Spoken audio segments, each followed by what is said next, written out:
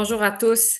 Bienvenue à Entrepreneurs sur les projecteurs présenté par Action Coach Performance. Mon nom est Nathalie Leroux, je suis coach d'affaires certifiée et très heureuse de recevoir aujourd'hui le cofondateur de Maquette Technologie, qui est une entreprise de technologie pour les architectes.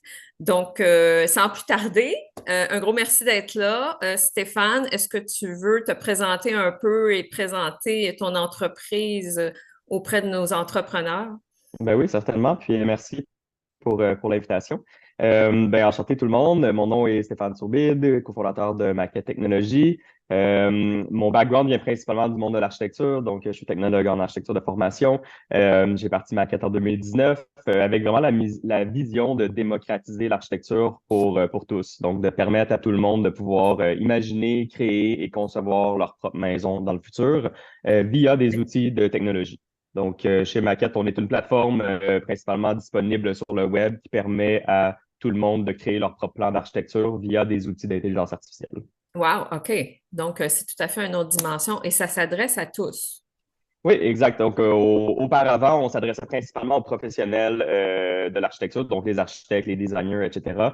Mais rapidement, on a pris un switch vers la démocratisation, donc de vraiment permettre à tous sans avoir les connaissances d'un architecte, de pouvoir exercer quand même la pratique sans nécessairement être un professionnel. OK. Est-ce que tu dirais que ton parcours est un peu atypique ou tu as eu le parcours régulier de plusieurs entrepreneurs avec les études ou avec l'apprentissage sur le tas? Oui, clairement typique. J'ai étudié tout mon parcours d'études en architecture est quand même typique, c'est-à-dire que bon, Ouais, j'ai étudié en architecture comme tous.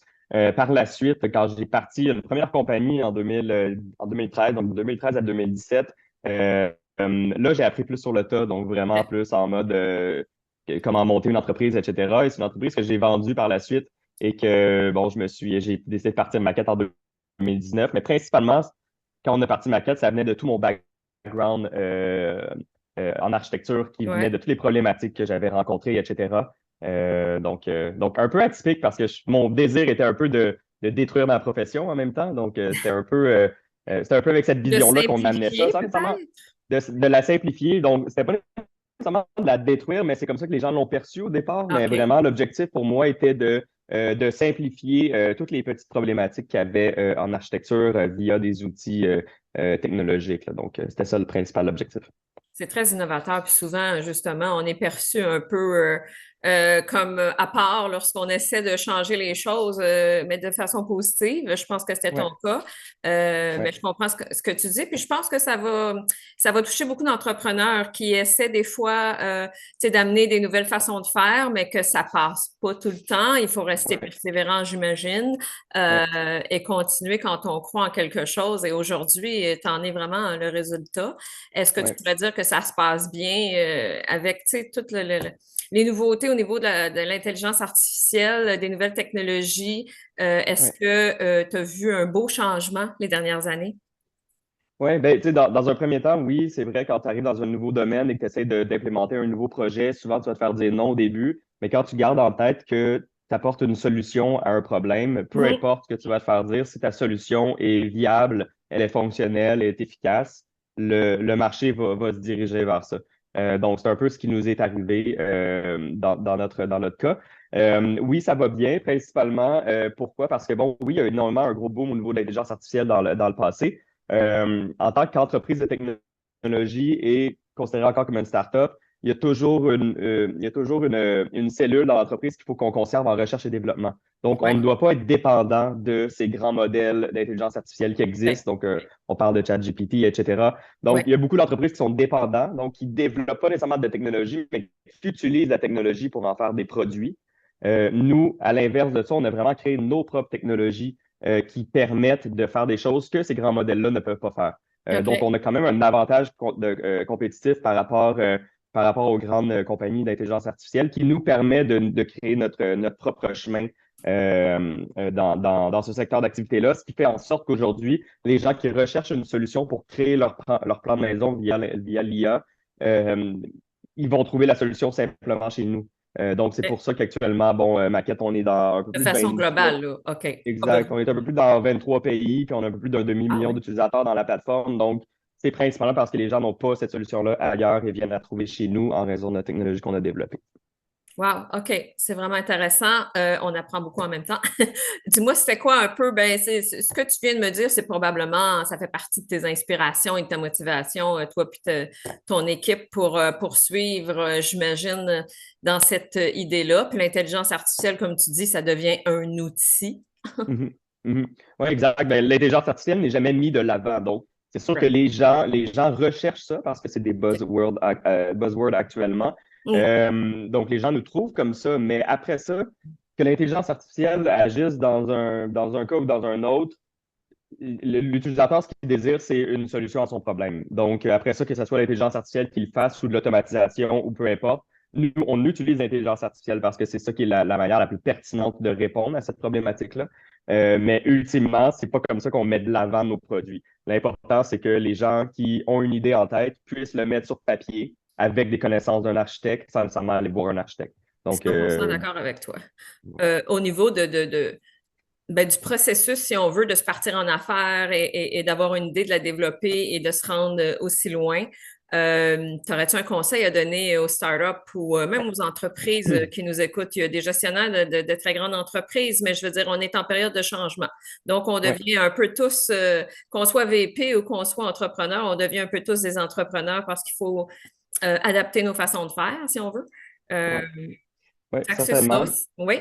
Ben, je peux parler en fait dans mon cas, moi, qui est vraiment le typique cas d'une startup technologique où ce que tu dois bâtir quelque chose sans nécessairement avoir des revenus au départ. Donc, c'est un peu un particulier quand même comme entreprise parce que ton but est de partir en recherche et développement, bâtir une équipe, mais bon, tu n'as encore aucun produit à vendre. Donc, tu dois quand même Ouais, subsister, tu dois pas aller chercher du confiant. financement, etc. Donc, c'est assez particulier, mais dans tous les cas, j'ai l'impression quand tu pars une compagnie, ou une entreprise, une technologie ou peu importe, tu dois aller chercher de l'aide où il y en a. Donc, moi, je me suis dirigé directement dans les MRC, dans les chambres de commerce. Essayer juste de se mettre, de se pitcher devant le trafic, comme moi et mon partenaire, on dit constamment. Donc, d'être vraiment là où que les choses se passent, même nécessairement si tu n'as rien à vendre, juste d'évoquer ton idée, que ça commence à prendre forme dans ta tête, tu vas te faire contacter par du monde, il y a des gens qui vont te mettre en relation, etc. Donc, de bâtir un peu un réseau au départ. C'est ce qu'on Exact. a fait, c'est ce que j'ai fait la première année et j'en étais fatigant, là, vraiment 3, 4 fois semaine, un peu partout. Ben, c'est ce Euh, qu'il faut faire. C'est vraiment ça qu'on conseille aussi. C'est merveilleux que exact, tu renforces ce point-là parce que c'est vraiment exact. primordial. Exactement. Donc, moi, ça nous a servi parce que, bon, maintenant, notre réseau de contact a été monté grâce à ça. Et par la suite, ben, c'est de la technicalité. Donc, tu sais, après ça, Mm. avocat, peu importe, comptable, oui, l'entreprise part. Mais le deuxième conseil que je peux donner, c'est ne jamais attendre qu'un produit soit final avant de le mettre dans le marché. Donc, Mm. d'être capable de tester rapidement ton marché. Par exemple, nous, on a lancé notre premier MVP qu'on appelle, donc produit minimum viable, en 2021 qui était, selon moi, vraiment pas un produit qui répondait à la problématique. Mais OK. en dedans de un mois, on a quand même vu la croissance de gens qui cherchaient ce type d'idée-là et que même s'ils arrivaient sur la plateforme, ne réussissaient pas à faire ce qu'ils voulaient, au moins on savait qu'ils cherchaient une solution comme ça. OK. Donc, ça Tout à nous a fait, je comprends. permis après ça d'être en contact avec ces clients-là pour adapter notre produit pour répondre réellement à cette problématique-là. OK. Fait qu'il faut vraiment pas avoir peur de se lancer. Non, Euh, non, exact. Définitivement pas, parce qu'effectivement, il y a plusieurs entrepreneurs qui attendent que ce soit parfait, qui ont peur Ouais, de se faire une mauvaise image. C'est sûr qu'on veut que ce soit quand même viable, mais ouais.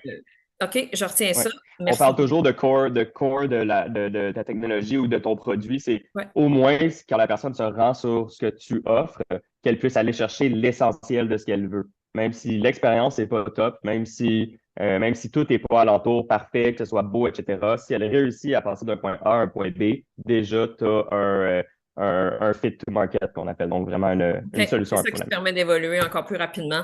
Exact. Donc, je retiens beaucoup, ben, c'est sûr, de se lancer, premièrement, le réseau, de se Ouais. créer une communauté qui vont nous supporter et qui vont nous faire avancer et de ne pas avoir peur de faire de l'essai-erreur, si on veut, avec la clientèle, qui ont beaucoup de respect, bien souvent, puis qui vont nous aider puis nous Mhm. supporter dans notre Mhm. démarche. Complètement, complètement. Ces gens-là veulent t'aider. Ces gens-là cherchent à être des early adopters, donc vraiment des gens qui veulent essayer des choses dans un premier cas. Donc, après ça, c'est à toi de donner une expérience à Mm. l'extérieur de cette plateforme-là. Donc, si les gens ne réussissent pas à faire ce qu'ils veulent, ben, prends-les un peu d'une manière de service par la suite, puis accompagne ce client-là à obtenir ce qu'il veut. Mais au moins, ça te permet de bâtir ton produit en ayant un cas réel à côté de ça, Oui, là. exactement. Donc, ça avance beaucoup plus vite. OK, c'est génial. Et pour ta part, qu'est-ce que tu pourrais dire qui était ton plus grand apprentissage des dernières années ou des derniers 10 ans? As-tu des Ouais. trucs que tu considères avoir appris, mais autant au niveau personnel, hein, parce que ça affecte notre vie au grand complet Mhm. quand on est entrepreneur.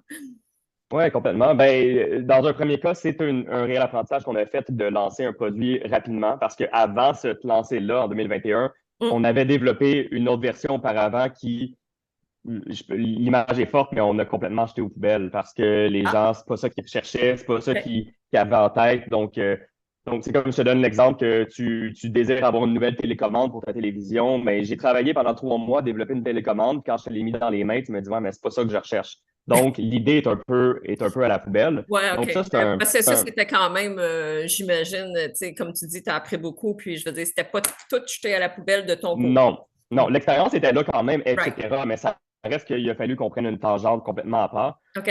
Mais personnellement, par la suite, ben, tu sais, c'est sûr que nous, on est une petite équipe quand même de 16 personnes, mais tu te rends compte qu'à un moment donné, ben, tu contrôles pas tout. T'es pas, c'est plus toi qui es le meilleur dans tout. Tu Hmm. t'entoures de gens qui sont meilleurs que toi. Ah, Donc, c'est bon, ça. faut que tu réussisses tu sais, le terme délégué est un peu galvaudé selon moi, mais pas juste déléguer, mais de faire confiance et de ne pas avoir double-checké, Ouais. de De savoir pas que les faire gens de que tu embauches, tu micromanagement, l'embauches. comme on dit, là. Exact. Tu l'embauches pour une raison. Tu n'es pas en train de l'embaucher pour être en dessous de toi. Là. Tu l'embauches pour qu'il aille plus rapide que toi. Là. Donc, Fait que pas avoir peur d'engager quelqu'un, des fois, qui est plus performant que nous et ouais, tu sais, qu'en quelque part, qui va nous amener plus loin.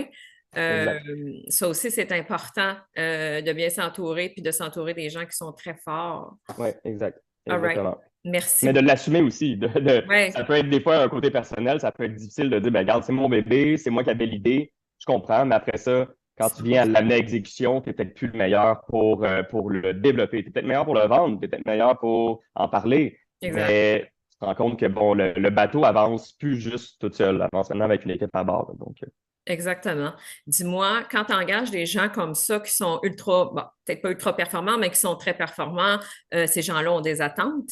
Ces gens-là ont aussi des motivations. Qu'est-ce que tu fais de ton côté pour les garder motivés et les garder à long terme? Parce que tu sais, c'est quand ouais, même un des défis assez global en ce moment pour ouais, plusieurs entrepreneurs et entreprises.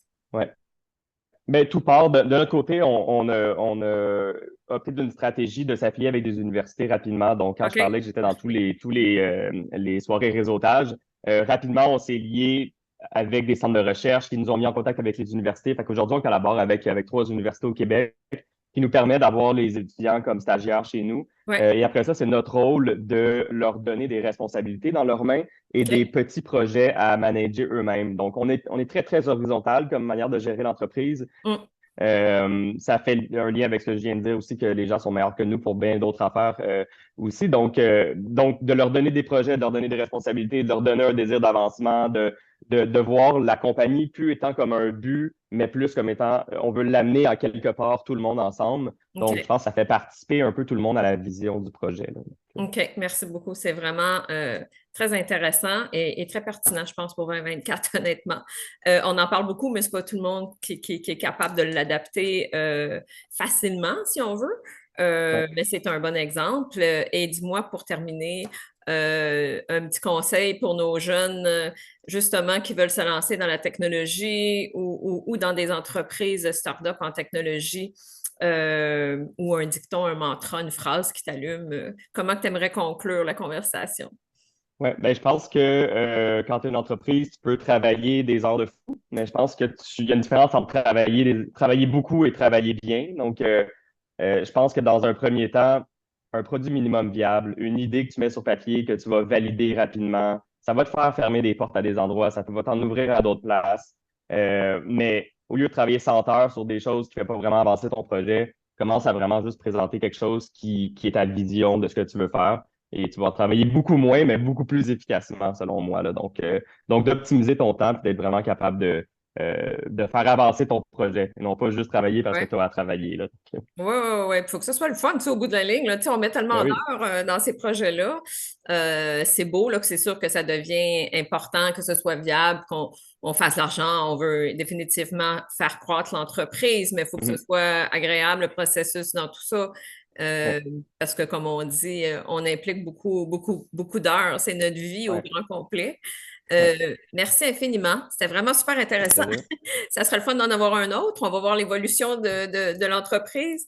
Dis-moi, sur quelle plateforme on peut aller explorer tout ce que tu as discuté avec nous. Puis un gros merci, Stéphane, d'avoir participé à Entrepreneurs sur les projecteurs, encore une fois, cofondateur de Market Technologies. Ouais. Juste nous dire où on peut te Ben rejoindre oui. et où on peut aller voir ça. C'est vraiment intéressant. Ben oui, certainement. Ben, principalement, on est très actifs sur LinkedIn. Donc, Ouais. Stéphane Sourbide sur LinkedIn. Sinon, poursuivre un peu plus la progression de la plateforme, de nos technologies, etc. Mhm. Facebook, Instagram ou www.maquette.ai. C'est notre site web directement. Mais si vous voulez vraiment plus mon côté entrepreneur, LinkedIn, c'est la meilleure manière de nous suivre. D'accord, avec plaisir. Puis bonne continuité. Merci beaucoup. Merci beaucoup pour l'invitation. Au Bye. revoir.